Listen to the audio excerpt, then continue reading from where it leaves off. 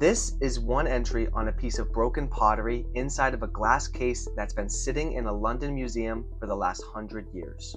The pottery is 3,200 years old. The reason listed for one man's absence from work on some random day: the scorpion bit him.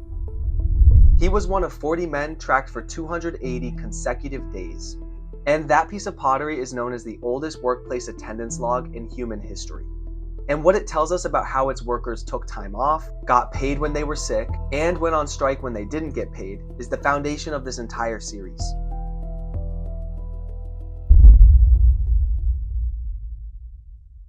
Welcome to the History of PTO. My name is Nick, and this entire series is brought to you by Vacation Tracker. Over the next 8 episodes, we're going to cover about 5,000 years of history and how humans have negotiated time away from work. From the deserts of ancient Egypt to the modern-day hospital wards of Reykjavik, Iceland, and from the riots of Canterbury when the English Parliament banned Christmas, all the way to the law passed by France in 2017 to help add separation between the work week and the weekend. It's a longer and slightly more interesting story than you might think. And it all starts with a random name on a piece of pottery in a British museum. On the west bank of the Nile, directly opposite modern Luxor, there's a small valley called Deir El-Medina. And the people that lived there weren't farmers or merchants. They were the men who primarily built the tombs of the pharaohs, known as the Valley of Kings. It's where almost every famous pharaoh of the New Kingdom is buried, and it's only about a 15-minute walk from that village. The workers for that project couldn't be slaves at the time because they needed to be literate and skilled. They were painting hieroglyphic inscriptions and carving pretty complex figures into the limestone walls. So the state had to build them an isolated town, and they paid them with monthly rations of beer and grain.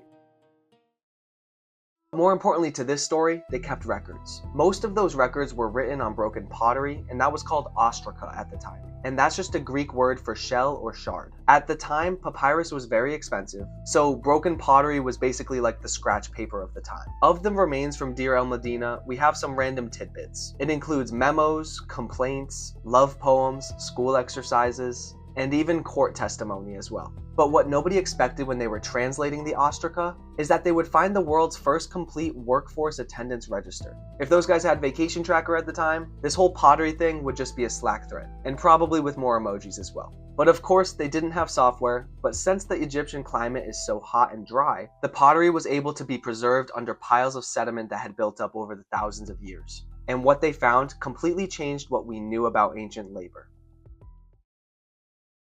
These workers were at what seems like the higher end of Egyptian society, and they were getting benefits that most Americans would recognize today, even paid leave. And here's how we know. The monthly grain rations to each individual and the village were consistent. Even when individual workers couldn't work for a period of time, they still received their rations. So that means they were never docked any pay.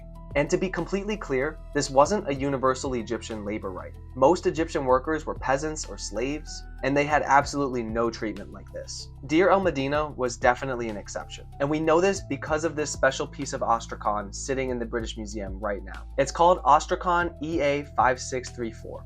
Not the most creative name, but it's a piece of limestone about the size of a dinner plate, inscribed in Egyptian script, and like I said before, it was a labor register, and it specifically covers 280 days around the year of 1250 BC. For context, the Trojan War hadn't happened yet, and the first Olympic Games is still 500 years away. The Ostracon lists 40 workers, and for each of them, every time they missed a day, it was noted. And yes, all of these are on the tablet. The Egyptian foreman 3,000 years ago wrote down that one of the workers stayed home because he was quarreling with his wife, and he still got paid. The standout figure across that 280-day period is a guy by the name of Ipetti. Over the course of that 280-day period, Ipetti was absent 11 times. That's 11 sick days in about 9 months, which for modern HR teams is probably a red flag. But it was apparently fine, and it seems like he was getting paid the whole time. At the very least, he was never fired. But it wasn't all good for these workers, and things would get pretty serious when they stopped getting paid.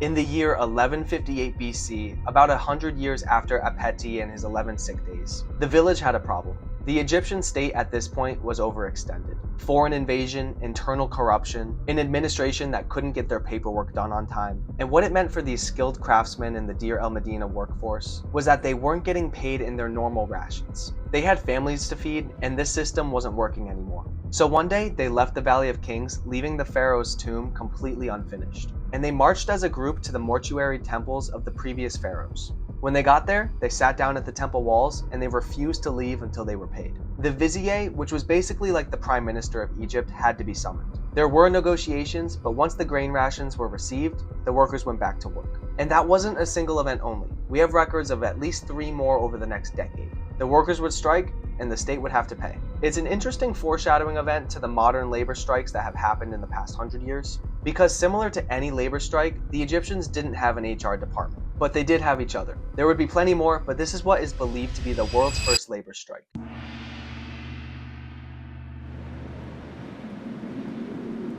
In the 1980s and 90s, the American archaeologist Mark Lenner began excavating the sites directly next to the pyramids of Giza. He found industrial-scale bakeries, dormitories, and cemeteries. And the skeletons that they found actually had signs of medical treatment. That would be healed fractures and successful surgeries as well. Those findings, combined with the Deir El-Medina records that we have completely rewritten what we know about Egyptian labor. That decision to keep records of who worked, when, and why they didn't, turns out to be the foundational document of this entire series. Because once you start tracking who's off, why, and for how long, the entire negotiation between work and rest becomes manageable. But the Egyptians weren't the only ancient civilization writing down their workers' time off. Many years after Ipetti's 11 sick days, on the other side of the world, a Chinese emperor would build something even stranger. A labor calendar so elaborate, so meticulous, and so generous that it would eventually break the bureaucracy that ran it.